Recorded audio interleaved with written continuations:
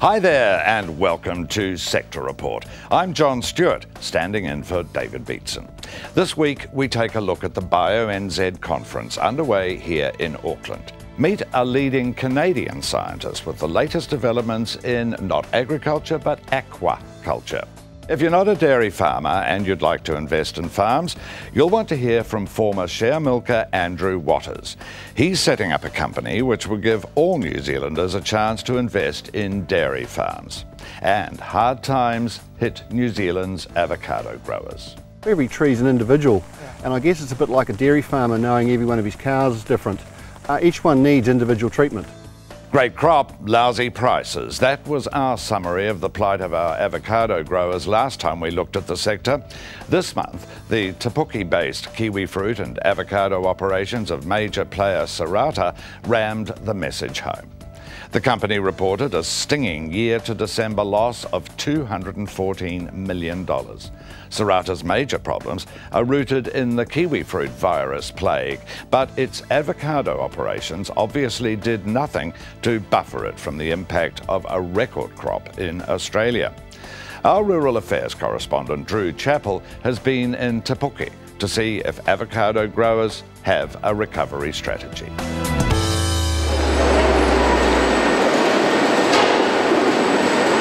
You might be forgiven for thinking that all is well in the world of avocados. Steady summer and spring rain and warm temperatures like the ones here today are part of the reason why here in the Bay of Plenty it's been a record-breaking season. However, the 5.8 million trays produced so far isn't all good news for growers. We have a lot of disgruntled growers at the moment. The returns are poor. We have come off the back of a couple of very good seasons when we've achieved up to $20 a tray of fruit, and to be staring $10 or less per tray in the eyes this season will be frightening for all of us. However, consumers are celebrating that times have never been better. Prices dropping to near record lows, with unprecedented volumes of the fruit flooding our marketplace. With low prices though come low returns, this season some of the worst in the industry's history. And for most growers, like Northland orchardist Roger Barber, it's our nearest neighbours causing the bulk of the problems. Growers are pretty disappointed really in the returns that they've achieved this season. It's largely marketing problems that we've had. We received some very poor information from Australia in terms of the size of their crop. We understood they had a light crop. It turned out that their crop was heavier than what they had forecast. Cooperation with the Aussies is crucially important because so much of our fruit heads across the Tasman. The supermarket chains set the price according to supply and demand. And with a record New Zealand crop of nearly 6 million trays of fruit, it's even more important they time things to perfection. Getting it wrong could cost them big. We got the signal through the Australian supermarkets to start supplying fruit, which probably in hindsight was about 2 to 3 weeks earlier than we should. So we had a wave of fruit going in when the Australians still had a lot of fruit still in the marketplace, and this meant the fruit really didn't move through the system. This led to huge drops in price on shelves around Australasia. The high volume of avocados pouring out of New Zealand had nowhere to go. We were getting periodic rain events of significance every 3 weeks, and then fine weather in between, and that's kind of ideal growing conditions, so long as it doesn't flood anything. The industry's council chairman, John Stewart, says his phone has been ringing hot since the start of the harvest season, with worried growers demanding answers. The significant difference in returns is the degree to which they have access to retail programs. Our retail programs in Australia are paying more than access to the wholesale market alone. So our growers will see two different types of return depending on whether their exporters have access to a retail program, and more particularly have actually moved a lot more fruit to markets other than Australia. Unlike John's kiwi fruit growing neighbours in the Bay of Plenty, the avocado industry relies on multiple exporters to market and sell their product both at home and abroad. This has meant more choice for growers, but sadly, not all exporters are created equal. Unfortunately, we have growers whose exporters have primarily put fruit into the Australian wholesale market, and their returns will be at the lower end. Those who have exporters with the retail program in Australia and have moved product into other markets, Japan, Southeast Asia and the USA, will find that their exporter will have done a better job for them. Every tree is an individual, and I guess it's a bit like a dairy farmer knowing every one of his cows is different. Each one needs individual treatment. Growers like Roger Barber, who have full confidence in the export representative, say the problem actually lies in the limitations of having only one central market for the fruit. The biggest challenge is to get an accurate crop estimation, and each year we make sure that we do a full assessment of what's on the trees. This year the crop assessment was bang on. We certainly can't argue, and it's unfortunately the Australian crop estimate wasn't anywhere near as good. However, while growers grizzled about the prices, the sheer volume of product going through the New Zealand system was welcome news to plenty of others in associated industries, as pickers, packers and shippers experienced one of their busiest ever seasons. Even though our growers are going to have a poor year, I think the industry values will still be our highest, given the high volume of export trays. For example, last year we only exported about 1.9 million trays, and this year it's double that quantity, but it's double the quantity of fruit to pick. It's double the quantity of fruit to pack. Speak to most growers and they'll all agree. We need to break into new markets, further afield to spread the fruit and the price risk around. But the problem, of course, is all in the timing.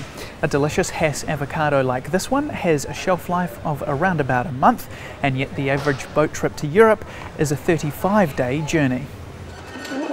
The math doesn't quite add up unless the speed of transit or shelf life of the fruit changes. John Stewart reckons a new technique called dynamic controlled atmosphere may just hold the answer.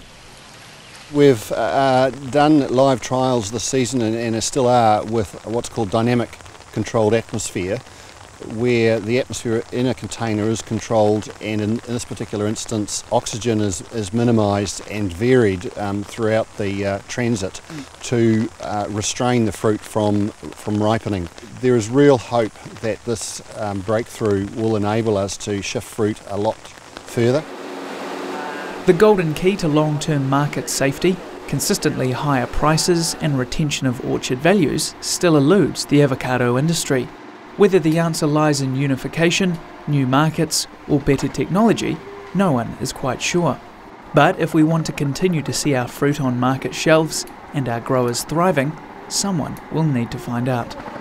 The reality is the dynamics of exporting of New Zealand avocados have changed permanently, and we have to work to develop markets. We have to accept lower returns in some of those markets as they're developed, and that may even be the case going to Europe.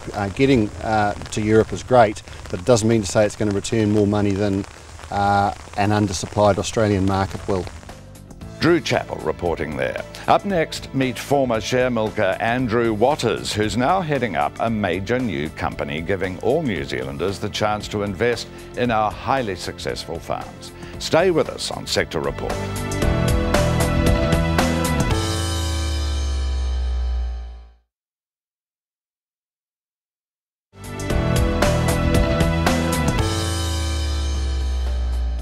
Welcome back. Andrew Waters is perhaps best described as a dairying entrepreneur. He's recently had a hand in running dairy farms owned by 47 different syndicates set up by My Farm, a specialist farm investment company. Now his horizons are expanding with the creation of a new company, Pastoral Dairy Investments. Well, Andrew, welcome to Sector Report. Now, can we begin briefly with you telling me just a bit about yourself? Where are you from, and have you been in dairying all your life? Yeah, hi John. Hi. We My wife and I live in Collyton, just outside of Fielding, and that's where our My Farm head office is based and where I'm spending most of my time these days. But went to university, dairy board consulting officer back in the late 80s, based up in Taranaki. Then a couple of executive jobs at dairy companies, and decided to go dairy farming at the ripe age of 34. So got a that was a bold move. Yeah, for sure. I've got a share milking job in Paiatua, near your where you grew up, I think. Indeed, it is. And ended up at the end of that period buying a farm and then focusing most of my time on the My Farm business. Right. Can you just tell me a bit about My Farm, where it came from, how it works?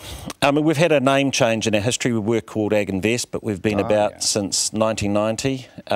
In the time we've bought and managed 70-odd farms, some of which have been sold. Yeah, so our core business is buying farms and managing them on behalf of investors. Really, if we could afford the farms ourselves, we'd be buying them. Yeah. But, you know, you can't, they're capital intensive. But, yeah, we're providing access to New Zealanders into a dairy farm investment without having to actually buy a whole farm themselves. Yeah. So where are those investors coming from? What are they, institutional individuals? What? So prior to 2008, it was heavily weighted by farmers and dairy farmers. You know, had a good farm in the Waikato or Taranaki looking to expand perhaps off down south. Since that time, financial crisis and so forth, there's probably been more of a balance towards traditional investors, city-based people, but often they have had some link with the land, you know, through their relationships or their business. There is also a group of investors that see the soft commodity boom, or the whole demand story, and want a secure place to put their wealth. And get a reasonable dividend, but also have their wealth growing. And they like to have it in grass and dirt and bricks and mortar. Yeah, farming's a tangible investment. People talk about dairy as being and farming as being high risk, but it has different risks. And if you buy farms in the right location, don't have too much debt, they're good quality properties, you've got good quality management, the risks are pretty minimal. And over a long enough period, the returns are very good. Now, your latest investment is Pastoral Dairy Investments. So what's your role in this, and who will the chairman of this company be? Yep. So Pastoral Dairy Investments has been put together by My Farm and two other people, Neil Craig and Brian Clockley. Us buying and operating farms, Neil and Brian have experience in setting up companies and running businesses like this. So it's a good partnership. Handy expertise to have, yeah. And we've got a board of directors, we think a very good board of directors. Malcolm Bailey, who's a director of Fonterra, is the chairman. And then he's supported by another dairy farmer, Alistair Boddy from Canterbury, which is probably one of the areas we'll be buying farms. And then finally, we've got John McDonald, who's very experienced director with these sorts of structures and in looking after shareholders' interests. Right. Well, you've got a pretty broad knowledge base there from those. Yeah, and by broad knowledge base, it means we've made some mistakes. Yes, indeed. And learnt from those. Yeah, exactly. But again, if you have good farms, not too much debt, good managers, good supervisors, it's a very good investment. Now, just getting into a little bit of detail on how PDI will actually run. Will investors receive dividends? Yep, so investors all want dividends. In the past, you would invest in a farm, put on plenty of debt, and ride the capital gain as it occurred. Investors want cash returns, 5, 6, 7%, where we can get them. So that's one of the reasons that Pastoral Dairy Investments is being established with no debt, because it means we can pay quarterly dividends through a wide range of payouts. So I think the lowest payout in 2009 was $5.20. And most dairy farmers were really struggling that year. We would have still been able to pay a 2.5% dividend. This year, around that 5.5%. Last year, it would have been closer to 7.5% dividend. So the focus is quarterly dividend payments. So who'll manage the farms for the investors? Yep. So we have a kind of a scheme going. We work quite hard at attracting good young farmers. And so the day-to-day running, milking the cows, shifting the cows, operating the farm will be conducted by a young farmer employed as a manager or a contract milker. Right. Ideally, they will also have a small share in that farm. So could be a larger share too. But, you know, as part of a career progression, we used to have 50-50 share milking. Yep. That's kind of disappearing because of the economics. And so they can have a 5, 10, 25% share in one of our farms. My farm will then provide supervision and admin services to ensure that we're achieving targets and getting good outcomes. So where do you expect the investment money to come from? I mean, what type of investor? We're going to have, you know, when we talk about retail, mums and dads, as people like to say. Yeah. Do you see farmers being interested themselves in investing in this? Yeah, farmers tend to invest in syndicates, which is one farm, and your investment rides or falls on the success of that one farm. Yeah. This is a portfolio and should provide more consistent returns because it is a portfolio of farms. We expect money to come from some ordinary investors putting in their $20,000 or $30,000, so the minimum is $20,000. There's probably a group in the $250,000 to $1 million, so you know, larger investors looking for a secure store for their wealth, and then we've got some institutional interest. Can you just very briefly give me a bit of an idea of the profile of the type of farm that you'll be looking at, and what parts of the country too? Yeah, so not exclusively, but we're looking for larger dairy farms, and they're probably likely to be in the South Island, so Canterbury, Southland, just because that's where more of them are. So we're looking at that 600 to 800 cow unit, you know, plus or minus, farms with good infrastructure, good basic characteristics. And very briefly, how will the shares be traded? Shares will be traded via unlisted initially, but if the shareholders wish to have the shares listed on the stock exchange and a majority vote at an annual meeting, we'll do that. You'll do that. Yeah. Well, all very interesting stuff, and I wish you all the very best with Pastoral Dairy Investments. Thank you, John. Thank you very much, Andrew. Well, coming up, we talk with an international scientist at the NZ Bio Conference in Auckland. It's all about aquaculture. That's after the break here on Sector Report.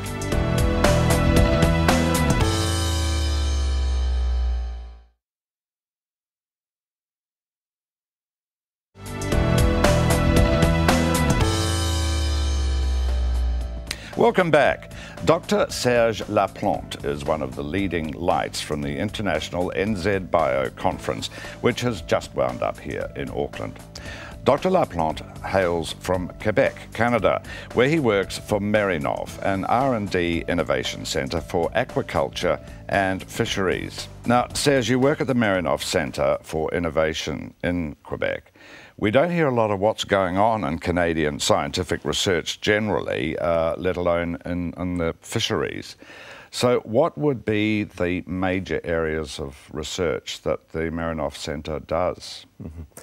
We have mainly 4 areas of research and development activities. One of these is the aquaculture, for example, for the production of development of farmings and production manners for mussels and scallops. Oh, yeah. We also have expertise on fishing technologies on board to increase the efficiency of the fishing boats and the recovery of the marine resources. And we also have expertise in the food processing, development of new niche products from the marine resources. And the other expertise is the one in which I am, that's in byproduct valorization. So we want to recover some valuable biomolecules and bioingredients from the marine byproducts. Right. So you extract these high-value biomolecules, which are basically what we would call byproducts, I guess. What are these substances, and what marine animals do you extract them from? So you can just give me a few examples. Yeah. We are mostly interested by protein constituents and also lipids, the fatty material from fish and other byproducts. So what we are doing... And enzymes? Enzymes also, yes. That's a part of the protein constituents that we are interested for. And about the applications, or what kind of application we are interested, that's mainly for the food and nutraceutical market. We're doing a lot here in this country, obviously, with milk and getting byproducts from that, which are used, and obviously there's an emphasis on proteins. So what would be some of the things that these products from marine animals can be used for? Okay, that's mainly the first application. If I talk about the low value, that could be for animal nutrition. In aquaculture, there's a lot of byproducts which are processed, and they are going back to the fish farming plants. So that's a pretty low value application. If we want to sustain for a long time evolution of the fishing industry, it's rather better to go to higher value products and applications. So we are now looking for human nutrition. So special niche markets for food application, nutrition market, nutraceuticals also.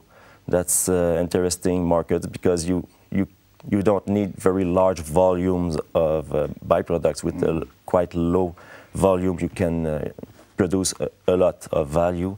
Where are you getting most of these byproducts from? Are you getting them from fish or crustaceans or what?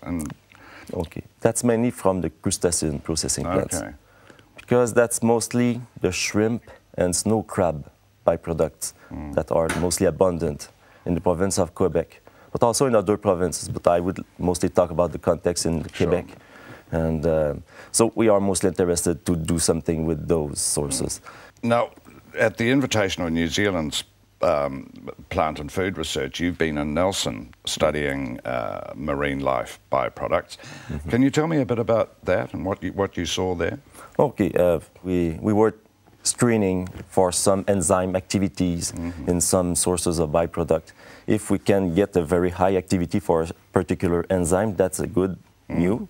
And since then, we will try to find which type of application we can do with this enzyme, because there could be many applications. If you want to convert raw material to an hydrolysis, you can hydrolyze a raw material, and since that's hydrolyzed, that could be interesting for the nutraceutical market or nutrition, human nutrition. So are these from crustaceans and shell or mollusks, or from fish? That's mostly fish. Right. What sort of fish? Salmon?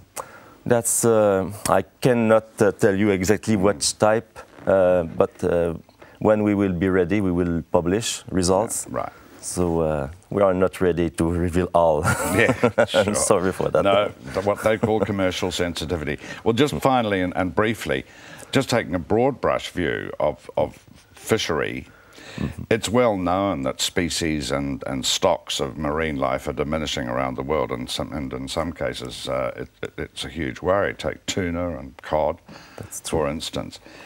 Is it a big worry for you as scientists?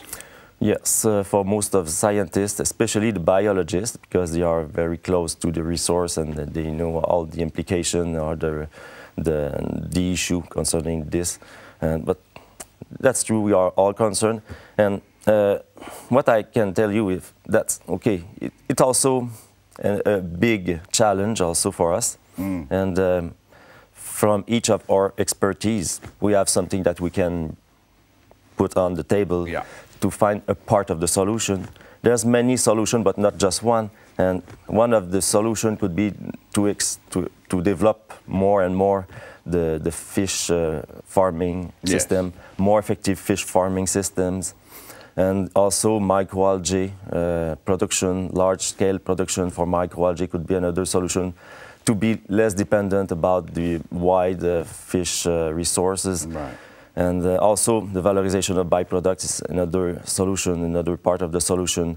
In other words, if we can increase the value and find other sources of feedstocks than the marine bioresources, we can become less dependent about the availability of the bioresources. because the world population is growing so quickly, that will be a great problem and a great challenge in the future. So we will have to find other options.